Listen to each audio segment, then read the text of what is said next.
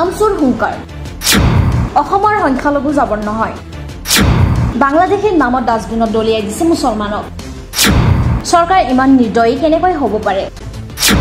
দুই বিধৰ লগত অসম আৰক্ষীৰ ভয়ংকৰ ঘটনা পোহৰলৈ আনিছে আমচুৰে সবিশেষ ভিডিঅ' আগবঢ়াইছো বলবলা বজাৰৰ আগত গোৱালপাৰা জিলাৰ বৰপেটাৰ মানুহ এই দুজন এজন মানসিকভাৱে বিকাৰগ্ৰস্ত এজন শাৰীৰিকভাৱে অসুস্থ এই দুজন মানুহক বলবলা ৰাস্তাত পেলাই থৈ যোৱা হ'ল দাঁতিকাষৰীয়া মানুহে তেওঁলোকক উদ্ধাৰ কৰি আনি তেওঁলোকক সুধিছে ঘৰ ক'ত বৰপেটাত আৰু তেতিয়াই আমাক খবৰ দিয়া হ'ল যে এই মানুহখিনি বৰপেটা জিলাৰ হয় আৰু তেতিয়া আমি পৰিয়ালৰ লগত সকলৰ লগত যোগাযোগ হ'ল আৰু আমি আহি এই অসহায় পৰিয়ালৰ প্ৰতিজন ভাৰতীয় ইয়াত পুত্ৰ ভাৰতীয় হিচাপে আমাৰ লগত আহিছে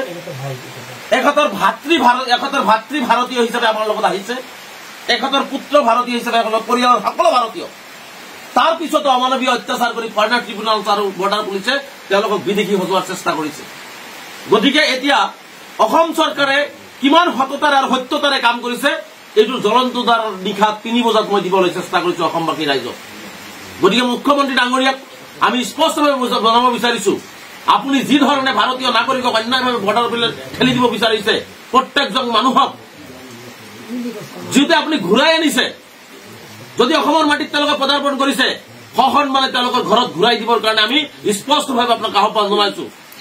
তেওঁলোকক ঘূৰাই দি তেওঁলোকৰ পৰিয়ালক ঘূৰাই দিয়াৰ সাহস কিয় গোটাব পৰা নাই তেওঁলোকৰ পৰিয়ালক অসম চৰকাৰৰ বৰ্ডাৰ পুলিচ ক'ত গ'ল এতিয়া গোৱালপাৰা পুলিচ বৰপেটা পুলিচ ক'ত গ'ল তেওঁলোকক ৰাস্তাত পেলাই থৈ যাবলগীয়া হৈছে তেওঁলোকে কুকুৰ মেকুৰী গৰু ছাগলী নেকি যে আপোনালোকে য'তে ত'তে যি ধৰণে ব্যৱহাৰ কৰিব আপোনাৰ যেনেকৈ এবাৰ ধৰিব এবাৰ ডিটেনশ্যন কেম্পলৈ লৈ যাব এবাৰ ধৰিব আপুনি বাংলাদেশ বৰ্ডাৰ পাৰ কৰিবলৈ চেষ্টা কৰিব আকৌ যেতিয়া বাংলাদেশে তেওঁলোকক লোৱা নাই তেওঁলোকে ভাৰতীয় নাগৰিক যদি তেওঁলোকে BSF যেতিয়া ভাৰতীয় নাগৰিক হিচাপে তেওঁলোকক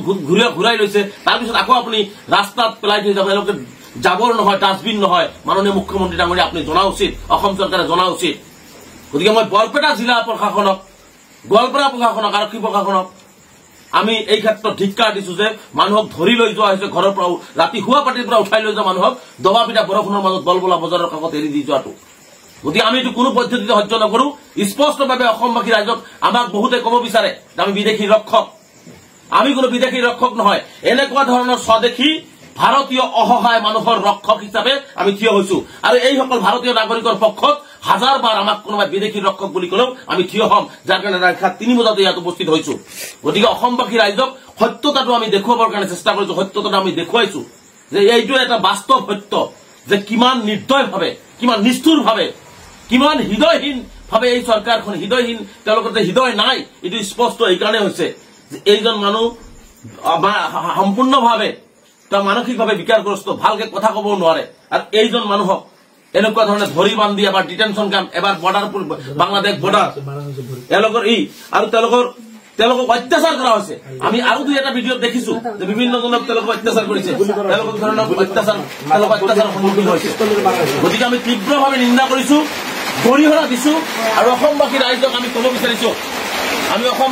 আমি ক'ব বিচাৰিছো যে এই ধৰণৰ অমানৱীয় অত্যাচাৰ তেওঁলোকৰ ওপৰত কৰা হৈছে গতিকে আমি এই মানুহখিনিক উদ্ধাৰ কৰি লৈ গৈ আছো নিশ্চিতভাৱে আজি আমি সভা কৰিছো এইসকল অসহায় মানুহক যে অন্যায় কৰা হ'ল তাৰ কাৰণে যিমানবোৰ আইনীভাৱে যাব লাগে সেইখিনি যাবৰ কাৰণে আমি প্ৰস্তুত হৈছো যে এইসকল অসহায় মানুহৰ কাষত আমি থিয় হৈছো আৰু আমি অসমবাসী ৰাইজক এবাৰ চিত্ৰটো পুনৰবাৰ আমি দেখুৱাইছো যে এইসকল মানুহক বৰপেটা জিলাৰ কয়াকুজি বালাবিটা আৰু কয়াকুজি বুঢ়ীখামাৰ পৰা তেওঁলোকক ৰাতি বৰপেটা পুলিচে ধৰি লৈ গৈছিলে বৰপেটা পুলিচে ধৰি লৈ গৈ তেওঁলোকক বৰ্ডাৰ পাৰ কৰাই দিছিলে আকৌ বৰ্ডাৰৰ পৰা তেওঁলোকক ঘূৰাই লৈছে তেওঁলোকক ঘূৰাই আনি তেওঁলোকক যদি ঘূৰাই অনা হৈছিল তেনেহ'লে তেওঁলোকক সন্মানে তেওঁলোকৰ পৰিয়ালৰ হাতত গতাই দিব লাগিছিল কিন্তু এনেকুৱা ধৰণে ৰাস্তাত পেলাই দিয়া ধৰণৰ কথাটো মানৱতাৰ কেতিয়াও হ'ব নোৱাৰে যদি মানৱীয়ভাৱে তেওঁলোকৰ যে মানৱতা নাই যাৰ কাৰণে তেওঁলোকে এনেকুৱা ধৰণে ৰাস্তাত যাৰ মানে মৰি যাওক এনেকুৱা পৰিৱেশ সৃষ্টি কৰিছিলে গতিকে মই মানৱীয় দৃষ্টিকোণৰ পৰা অসমবাসী ৰাইজক সঁচাটো এবাৰ এইকাৰণে দেখুৱালো যে চাওক মানুহক সন্দেহজনকভাৱে বহু কথাই ক'ব পাৰি কিন্তু এইসকল মানুহক চৰকাৰেও কিন্তু বাংলাদেশ প্ৰেৰণ কৰিব পৰা নাই কাৰণ এইসকল ভাৰতীয় নাগৰিক হয়তো নামৰ ভুলৰ কাৰণে তেওঁলোকৰ কিবা কাগজ পাতিৰ ভুলৰ কাৰণে তেওঁলোকৰ হয়তো কিবা অসুবিধা হৈছে, কিন্তু তেওঁলোকৰ 14 পুৰুষ ভাৰতীয় নিজৰ সতী সন্ততি স্বামী ভাই ব্ৰাদাৰ চব ভাৰতীয় হোৱাৰ পিছতো এইসকলক বিদেশীৰ নামত এনেকুৱা ধৰণৰ নিৰ্যাতন, চৰম নিৰ্যাতন, ইয়াৰ নিৰ্যাতন ভাৰতবৰ্ষৰ ইতিহাসত কোনো চৰকাৰে, কোনো মানুহে, কোনো প্ৰশাসনে এনেকুৱা ধৰণৰ নিৰ্যাতন নচলায়। গতিকে মই কৈছো যে অসমবাসী ৰাইজ, বিশেষকৈ সংখ্যালঘু সমাজক মই সচেতন হ'বৰ কাৰণে আহ্বান জনাইছো, আৰু এই ক্ষেত্ৰত আপোনালোকে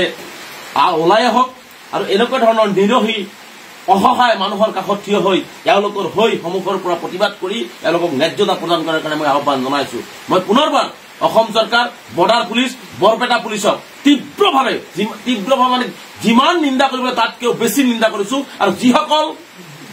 মানৱতাহীন পুলিচে তেওঁলোকক বলবলা বজাৰৰ কাষত দবা পিটা বৰষুণৰ মাজত নিশা 10 বজাত তেওঁলোকক এৰি দিলে, সেইসকলক আমি তীব্ৰভাৱে নিন্দা কৰিছো। আৰু কোনে পেলাই দিলে, তেওঁলোকক কোনে পেলাই দিলে তাৰো জবাব আমি ইতিমধ্যে লোৱাৰ কাৰণে আমি সাজু হৈছো। তাৰো জবাব আমাক দিব লাগিব, আৰু এওঁলোকক শাৰীৰিকভাৱে প্ৰহাৰ কৰাইছে, ইয়াৰো জবাব আমি বিচাৰিম। কিয় তেওঁলোকক বৰপেটাৰ ঘৰৰ পৰা উঠোৱা হ'ল, কিয় তেওঁলোকক বৰ্ডাৰ পাৰ কৰাই থৈ আকৌ ঘূৰাই আনি এনেকৈ ৰাস্তাত পেলাই দিয়া হ'ল, এটা হিচাপ অসম চৰকাৰ, বৰ্ডাৰ পুলিচ আৰু বৰপেটা পুলিচে দিব লাগিব। তাৰ কাৰণে যিমান দূৰ সম্ভৱ গণতান্ত্ৰিকভাৱে আমি আমাৰ আইনগত আৰু ৰাজপথৰ আন্দোলন আমি সমান্তৰালভাৱে চলাই যাম।